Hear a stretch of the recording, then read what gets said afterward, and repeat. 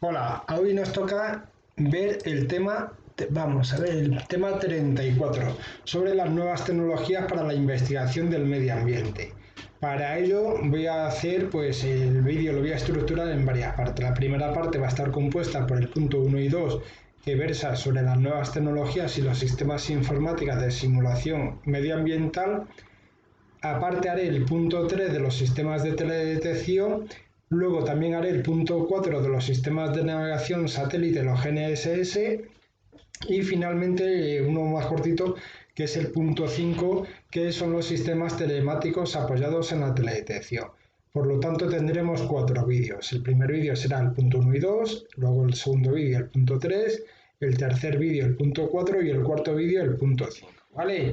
Pues venga, sin más dilación vamos a continuar con el punto número 1 sobre las nuevas tecnologías.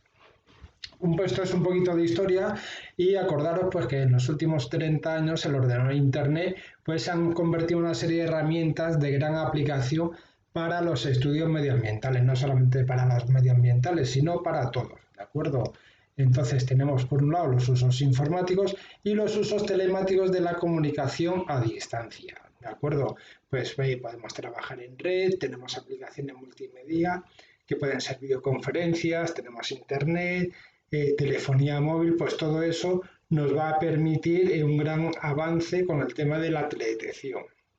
Y todo esto pues ha contribuido a una mejora en la cooperación internacional y a la creación de las comunidades virtuales de trabajo.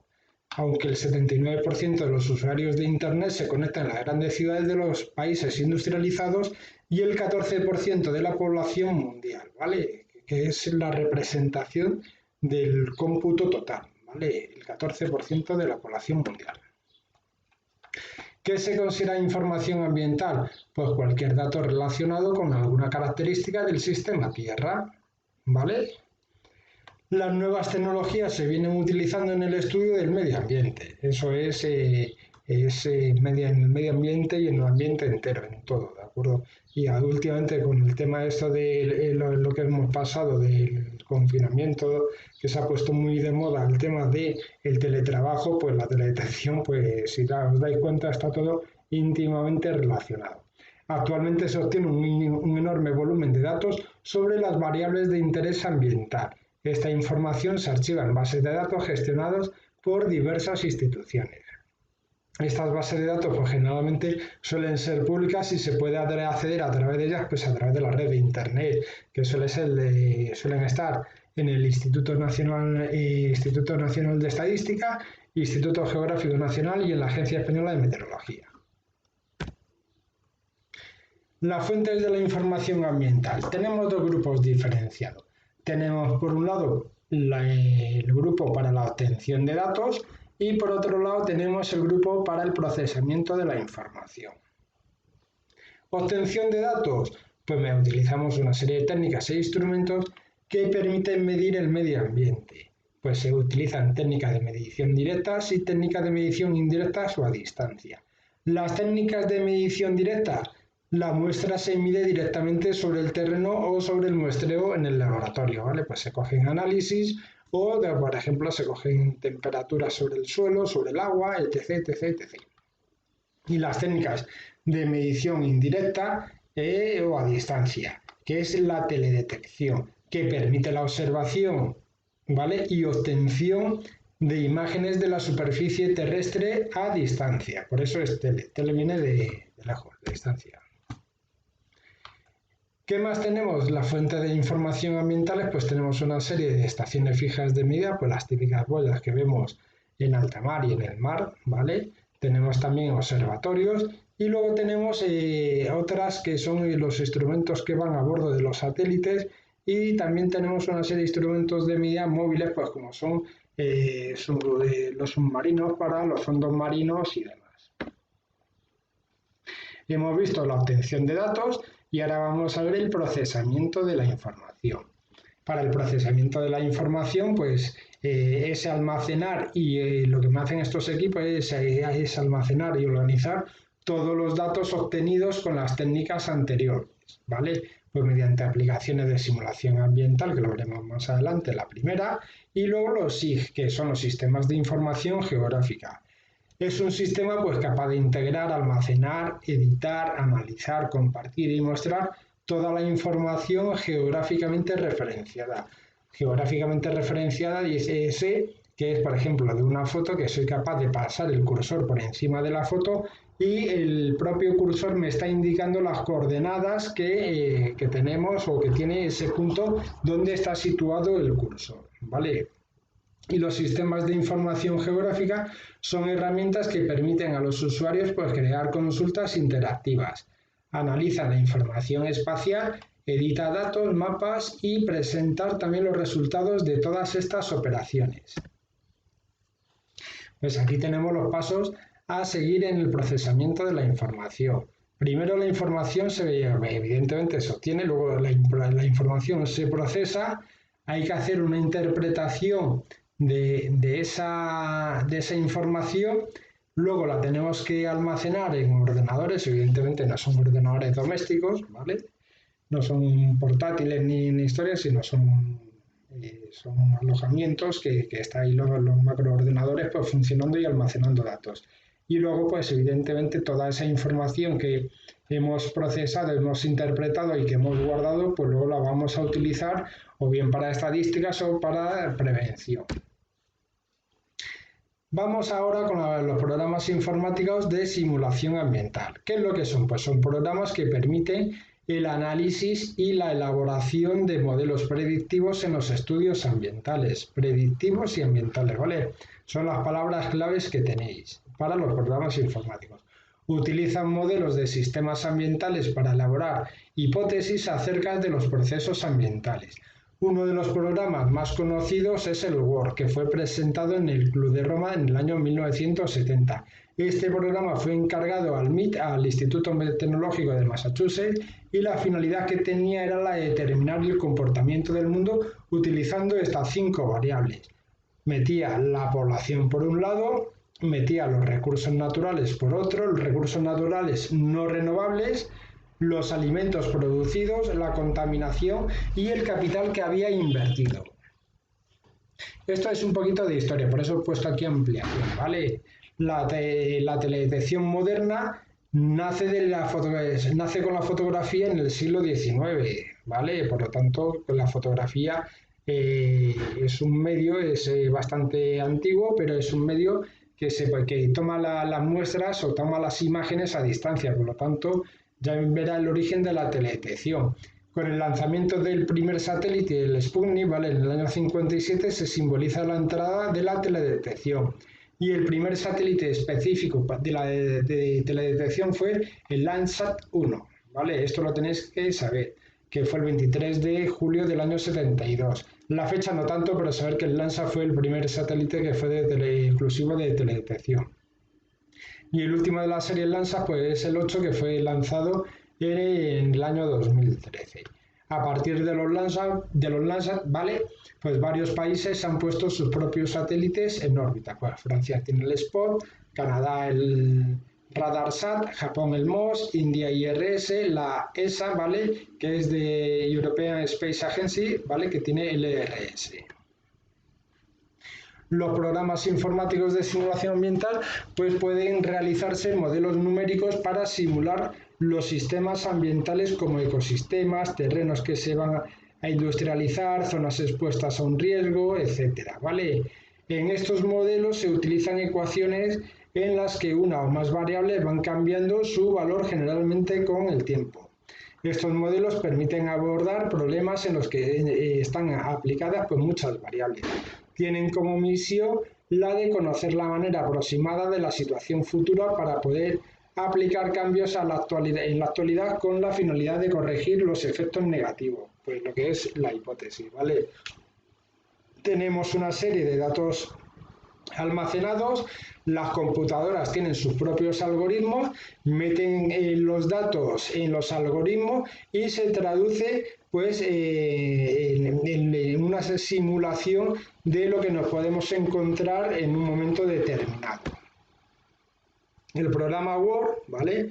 que este simuló la evolución de la Tierra desde el año 1900 hasta el año 2100, ¿vale? Hizo una simulación en ese periodo y sacaron las conclusiones que fueron expuestas en los límites del crecimiento en el año 1972. ¿Qué conclusiones sacaron?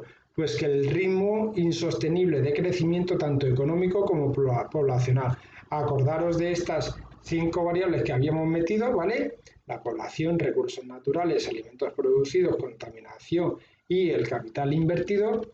Y cuando se hizo la simulación, pues se dieron cuenta que era un ritmo insostenible de ese crecimiento, tanto económico como con la población. Y se podría conseguir la estabilización mediante una serie de reducciones. Pues, ¿qué es lo que habría que hacer? Pues reducir al 50% la tasa de natalidad, reducir el 75% del consumo de los recursos naturales, reducir el 25% de los alimentos consumidos, el 50% de la tasa de contaminación y reducir el capital invertido en un 40%. Este programa, pues evidentemente, sufrió 2 grandes actualizaciones que pasaron del Word al Word 2 y al Word 3. La simulación informática nos permite crear el crecimiento de la población, el crecimiento económico y el incremento de la huella ecológica de la población sobre la Tierra en los próximos 100 años. La cronología de los informes pues sucedieron así. En el año 1972 tenemos los límites del crecimiento, luego más allá, a los 20 años, sacaron más allá de los límites del crecimiento en el año 1992, en el año 2004 los límites del crecimiento 30 años después y en el año 2012 pues los límites del crecimiento 2012. Este párrafo de aquí os lo pongo de ampliación, ¿de acuerdo? Y lo que me viene a decir es que además que existe una herramienta informática que es Globio para evaluar los impactos pasados, presentes y futuros de las actividades humanas sobre la biodiversidad. Desde el año 2002 el modelo ha sido ampliamente utilizado para las evaluaciones ambientales a escala global o nacional, o sea, de global o nacional. Importante para aquellos que a lo mejor no os acordáis, todas estas párrafos o líneas o palabras que tengo en azul subrayadas son enlaces que si clicáis desde la presentación que tenéis, pues os abrirá informes de la Wikipedia o cualquier información relevante si queréis ampliar los conocimientos, ¿vale? O tenéis curiosidad. Continuamos con el sistema Word, ¿vale? El Word 2.3, que era el de más allá, los límites del crecimiento, que se simulan diferentes escenarios en función de las decisiones políticas respecto al consumo de los recursos naturales. Tenéis que tener en cuenta que los políticos son los que toman las decisiones a la hora del consumo de los recursos naturales, los que dicen la cantidad que se puede explotar de un determinado recurso o no, ¿vale? Entonces, por eso son decisiones políticas. Tenemos un modelo estable, ¿vale? Vamos a analizar los modelos del Word 3. Es el caso A, que es un crecimiento continuo o ilimitado. Se suponen que los recursos son ilimitados, ¿vale? Aquí tenemos que, en el supuesto que los recursos pues, son fuentes inagotables y que crecen de manera exponencial, por lo que la población puede seguir creciendo de esa misma manera, de forma estable, de tal manera que si los recursos son ilimitados, la población, ¿vale? Los recursos ilimitados, aquí tenemos la cantidad en esta gráfica y aquí tenemos el transcurso del tiempo, daros cuenta de cómo sube la gráfica para arriba de manera exponencial, pues si tenemos recursos ilimitados, exponencialmente podemos disponer de una población en crecimiento exponencial y se basa en la explotación incontrolada de los recursos naturales, ya que supone las mejoras tecnológicas que se desarrollen en un futuro, pues darán lugar a un aumento en la cantidad de los recursos disponibles. Luego vamos a la B, a la simulación B, que es una aproximación al equilibrio. Se supone que los recursos son limitados. Antes habíamos visto la curva de los recursos que eran ilimitados y ahora los recursos son limitados, ¿vale? De aquí más recursos no podemos tener. Y que la cantidad marca un mínimo en la capacidad de carga al máximo número de individuos de la población que se ha de mantener constante en torno a dicho límite. Por lo tanto, empezamos con una población determinada, como tenemos recursos vamos creciendo, pero luego daros cuenta de que ya tenemos una capacidad de población tal que no seríamos capaces con los recursos existentes de poder continuar, ya cruzaríamos la línea.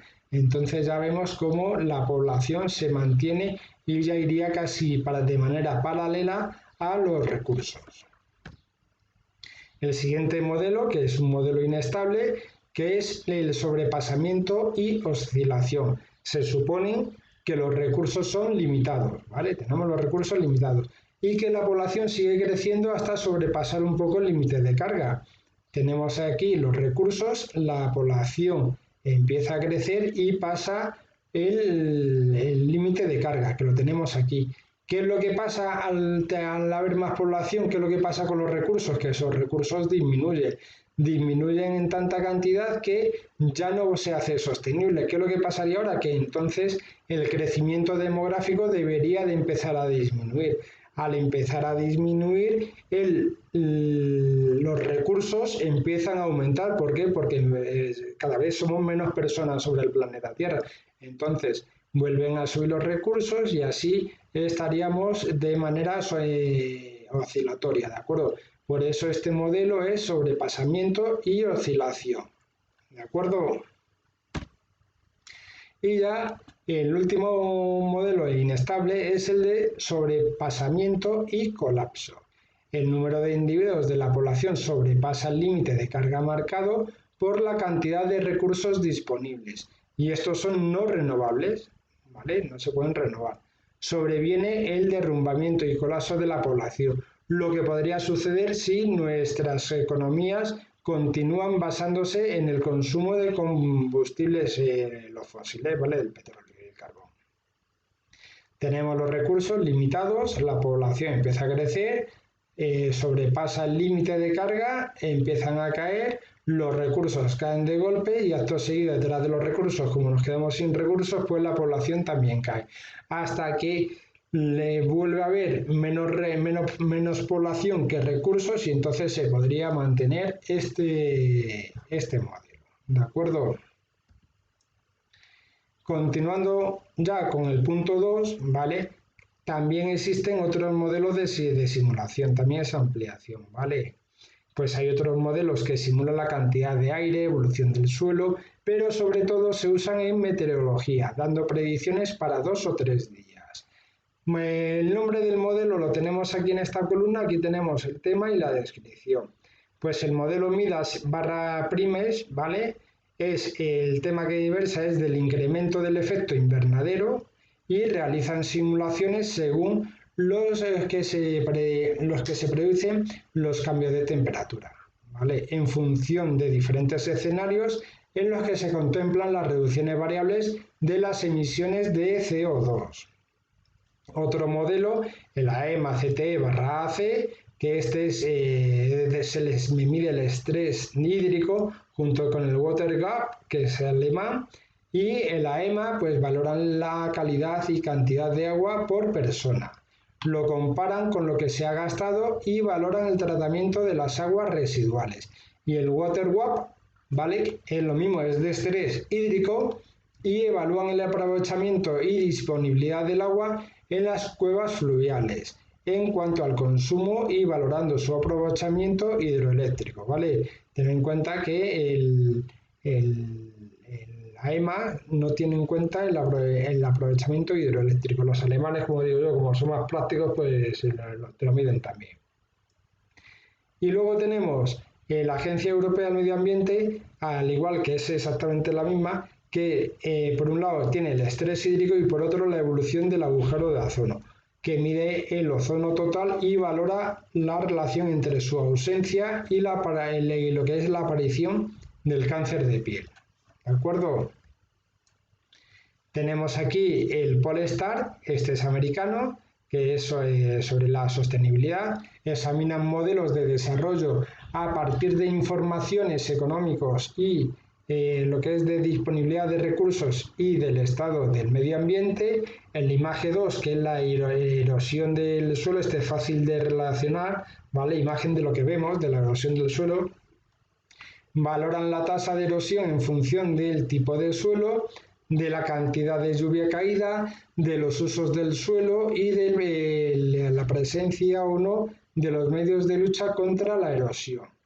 El MCG, modelos climáticos globales, ¿vale? Pues estos del tema son los modelos climáticos y simulan los procesos climáticos teniendo en cuenta los datos de radiación incidente, los movimientos horizontales y verticales del aire y las variaciones de albedo y del efecto invernadero. El RAINS, la lluvia ácida, que valora la evolución en la composición atmosférica en función de las emisiones de los gases causantes producidos por la lluvia ácida. Maribel y Globio, ¿vale? Pues miden la pérdida de biodiversidad. Pues Maribel analiza 13 actuaciones humanas sobre el medio ambiente que pueden poner en peligro la supervivencia de algunas especies y Globio realizan simulaciones del efecto de las diferentes actuaciones humanas sobre los ecosistemas con ayuda de imágenes por satélite. ¿Vale?